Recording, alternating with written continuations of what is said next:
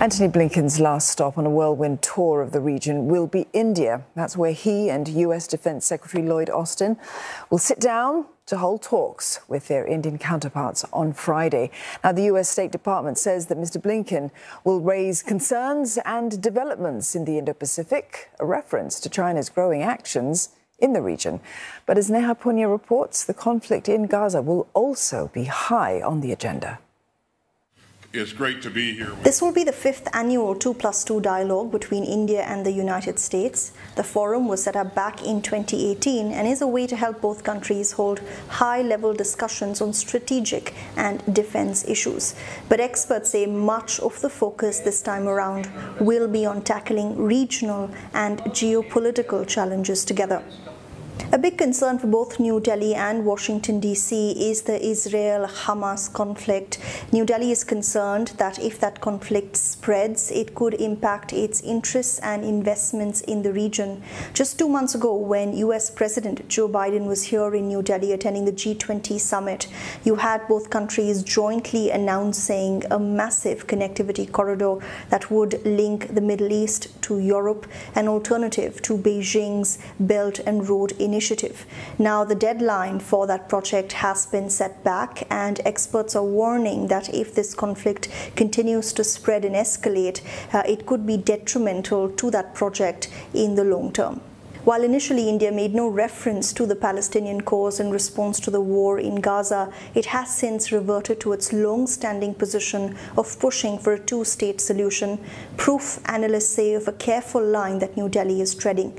The State Department has said that the US cabinet ministers will discuss with India ways to contain that conflict.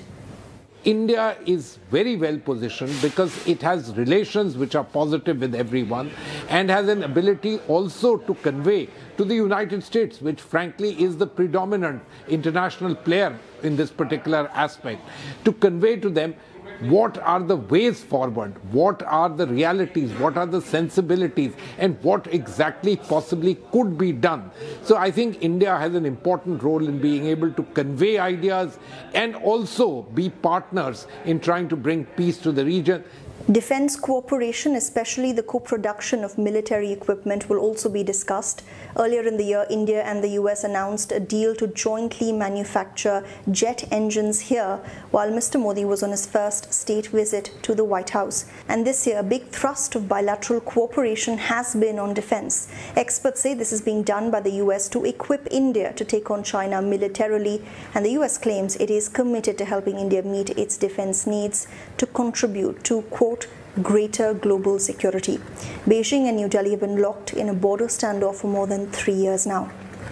The support that India looks for is a support to look at what are our defense requirements, to ensure that a rules-based order is maintained, and to ensure that on the international front, they're stepping out and pursuing purely hegemonistic gains. China's actions in the South China Sea have also been a cause for concern for both India and the US, which is why analysts say India will be hoping to get clarity on US President Joe Biden's plans to possibly visit New Delhi in January next year. The Modi government has asked President Biden to be the guest of honor at the annual Republic Day parade here in New Delhi next year, part of a larger plan, New Delhi is saying, to host a Quad leaders summit at the sidelines of that event.